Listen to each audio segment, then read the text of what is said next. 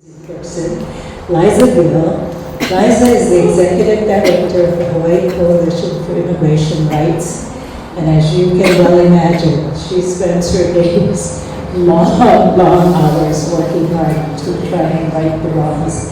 So Liza, thank you for being here.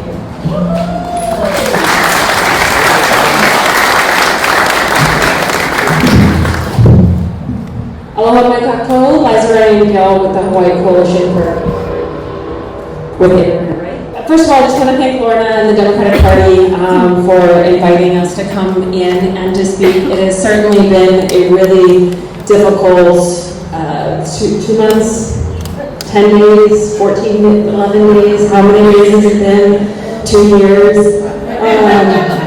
And to Dave. Can you hear me right here? Yeah? Okay.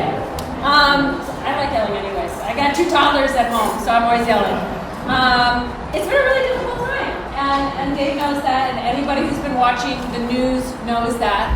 Obviously, we are seeing gross overreaches of the federal government when it comes to immigration, but if any of you, and I hope you didn't actually spend the hours that it's better back here. So it has been a really difficult time, and if any of you have a signal channel, I have a signal channel of doom, is what I call it, with all of the other state coalitions across the country that are working on immigrant rights. And because we're several hours behind the East Coast, I wake up before dawn and I open my signal channel and I see what horrors have happened in other states. And that's really difficult, right? And then we get up and we say, well, today we fight. And the way that I've started to think about it is not a destination that we are going to arrive at, but a practice of justice, and that every day we're just going to get up and do that practice.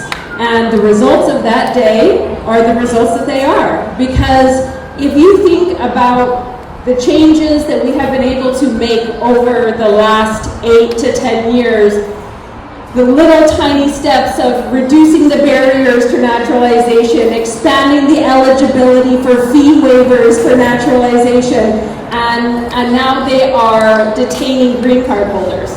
You can't think about all the progress that has been lost or you'll lose your mind. And so you just have to think about how it is that you are going to stand up and fight today.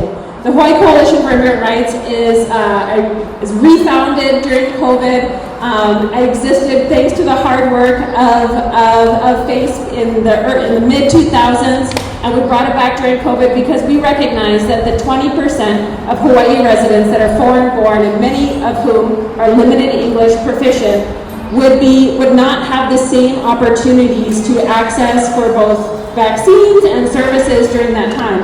And we have continued to lead that fight working on federal, state, and local legislation since 2019. Since that time, we represent about 30 organizations across the Pai'aina, typically in the Square building, trying to pass laws.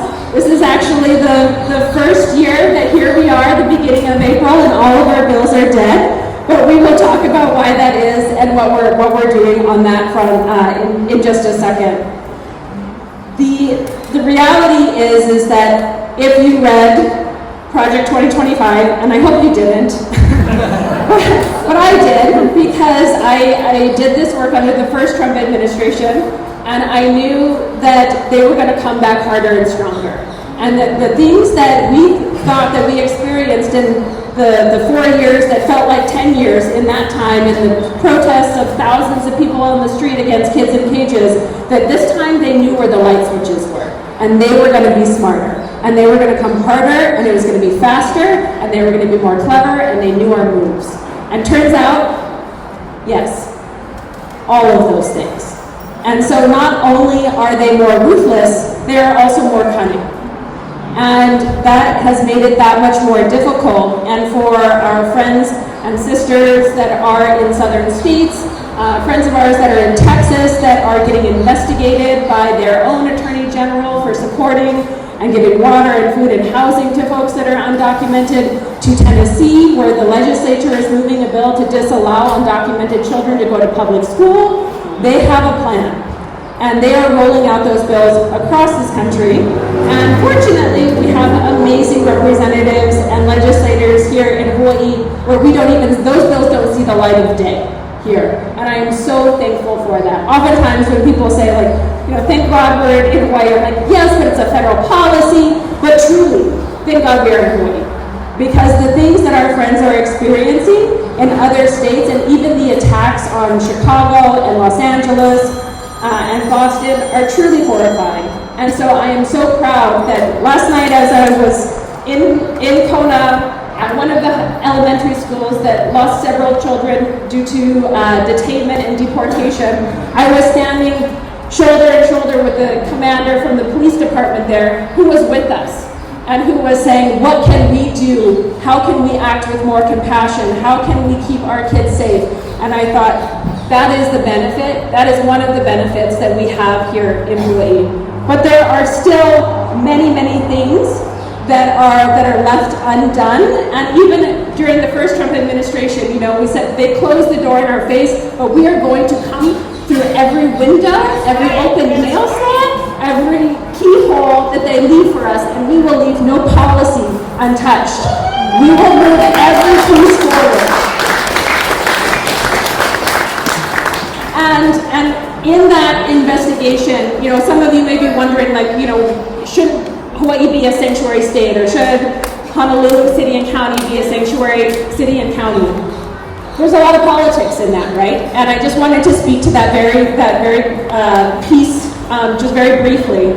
The way the federal government defines sanctuary city, which is not really a meaningful term in any case, because the truth is we can't keep any of our people safe in that way. If the feds come and they have a judicial warrant, they are taking that person. And so the best that we can do is to try to provide these loving communities with as much knowledge and understanding as we can around folks to keep them as safe as possible. But the reality is that I had to stand with families last night and go, you are facing some very difficult decisions. You have to decide, do you take your children to a dangerous place with no future? Or do you not see your children for the next however many years? And that is a personal choice that every family has to figure out that calculus for themselves. But that is a choice that many families are having to make right now. And we've seen it go a number of different ways. We have seen families decide, I want to take my kid with me, and we have seen families say, it is too dangerous to take my child back. But what we are doing as an organization with many of our members is to believe in those parents' choice and their ability to make that choice for themselves and to give them the best information that they possibly can so that they can decide what they're going to do in that moment.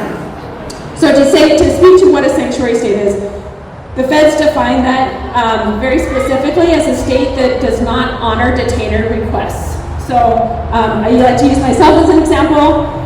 I was Ryan Gill, I'm driving down to the H1, I get pulled over before the police, I get arrested for some reason. My fingerprints go into a database system. That database system is connected to every other federal agency right there, including Immigration and Customs Enforcement. They have Eliza Ryan Gill that they're looking for, and a little ping comes up. Then I go to the police station, and Immigration and Customs Enforcement sends what is called a detainer request to the police and say, we think we might be interested in this Eliza Ryan Gill. Could you hold her for us?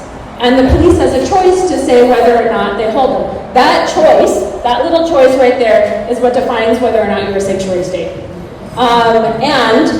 Some of the issues around that particular decision is that if I am then releasable, say they're like, oh, sorry, this is all a mistake, we're gonna let you go, but I still wants to talk to me. If the police continue to hold me, they don't have probable cause. So it's, unlawful search and seizure, a violation of my Fourth Amendment right. So part of the problem when they say you are violating federal law by doing this is, no, you're asking us to violate federal law, which actually makes us open to be sued as a municipality. So when we were looking into this issue here in Hawaii and trying to understand it, and we had a bill and we were moving that forward and thinking about it, that gave us an opportunity to talk to all of our chiefs of police and to look at the data about in our state. And I'm happy to report that as we sat down and talked with our chiefs, they said, we don't do this. And I was like, okay, cool, I see you. But then I also got to look at the data and I said, and we realized, oh, we don't do this. And so even though we have not moved that bill forward, I just want to say it's a very, very small provision that would have maybe helped, honestly, like I don't know, 4 or 5 people or something in a year, very, very many.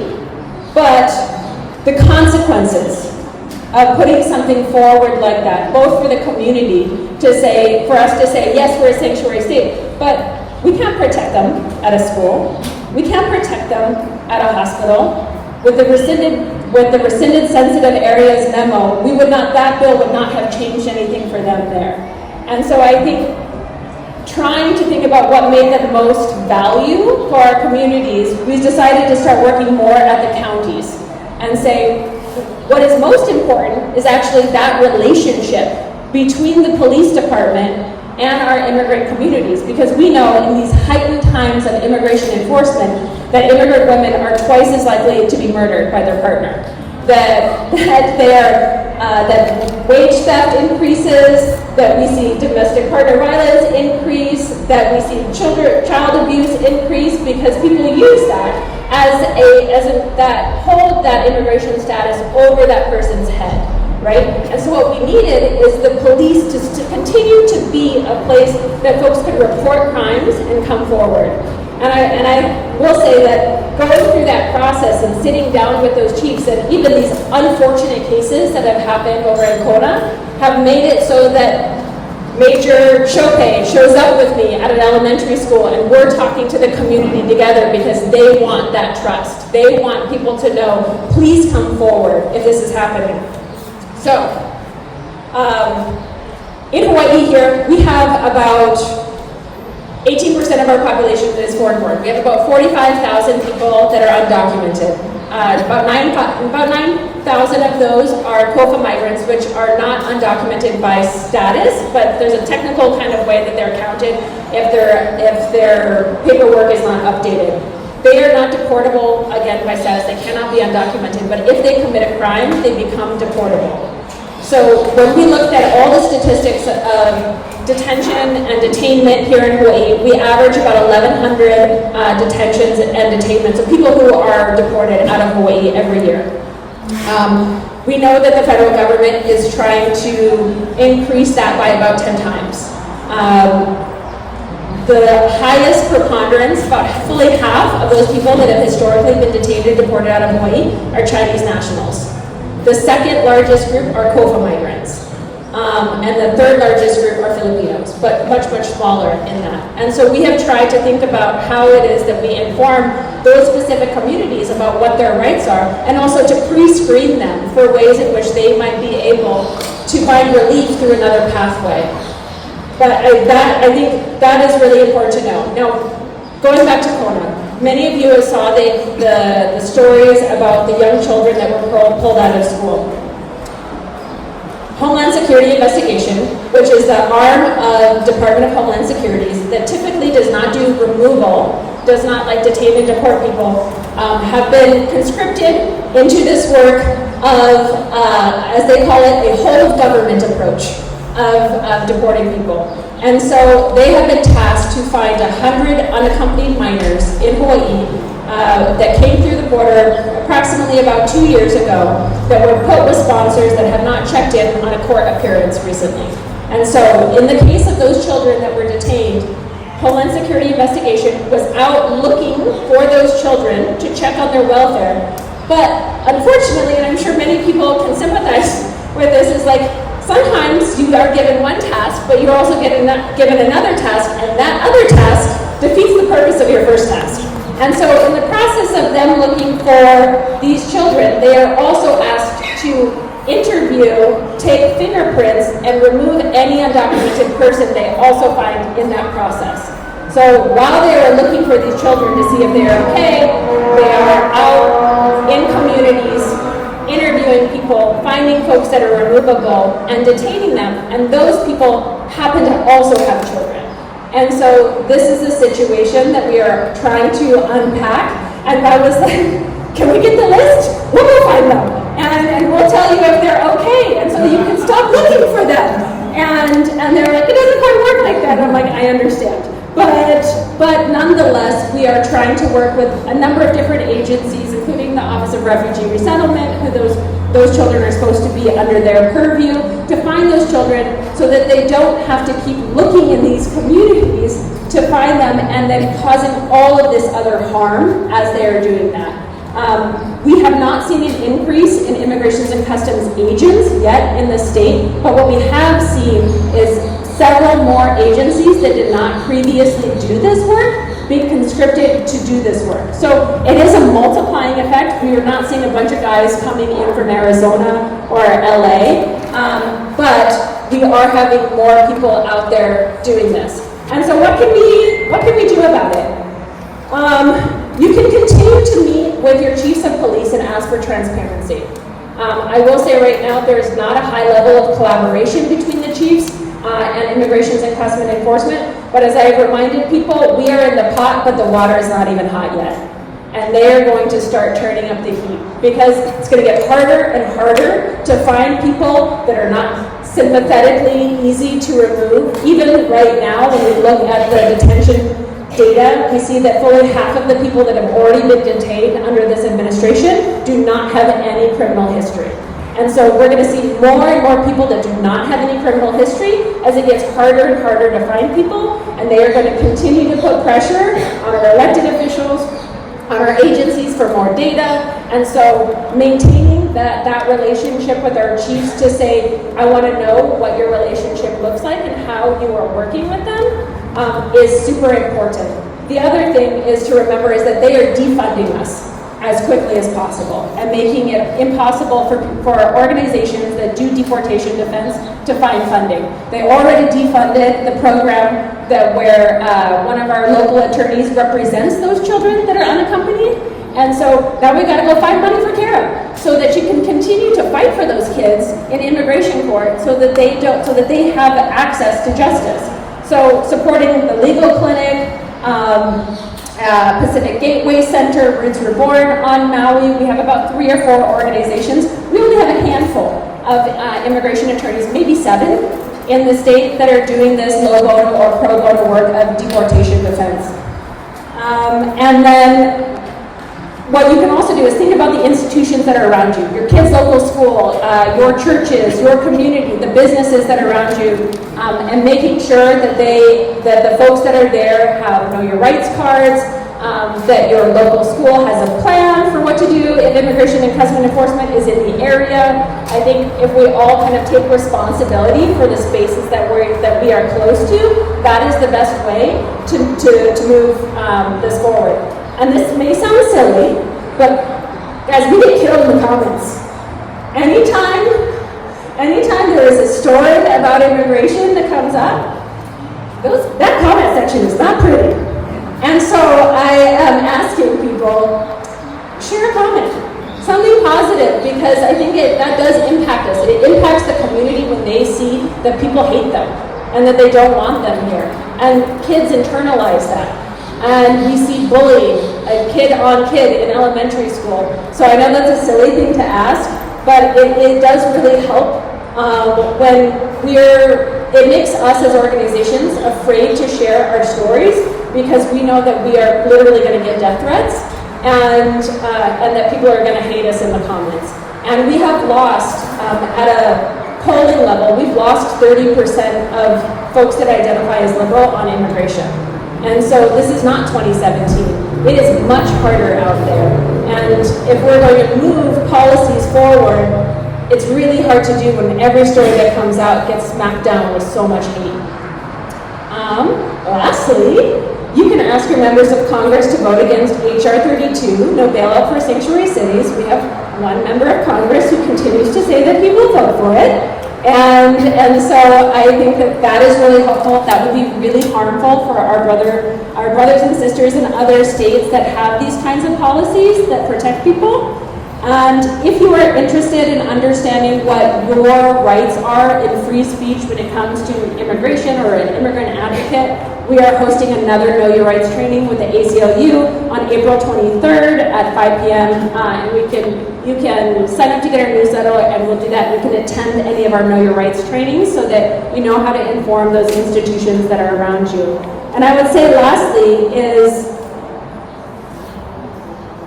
under the first Trump administration,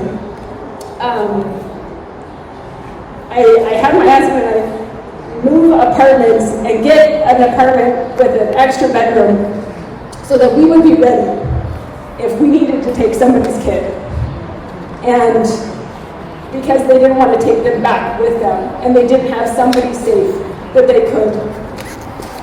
could be a guardian to their child through that. I know that that's a huge decision for a family to make, but if there are people in your life that are very, very vulnerable and they are worried about their children, this is an extraordinary moment for all of us to step up and make different decisions to give children a hope and a future.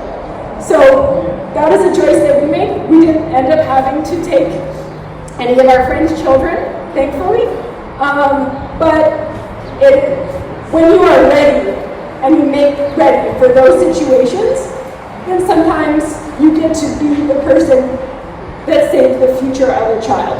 So thank you for giving us time.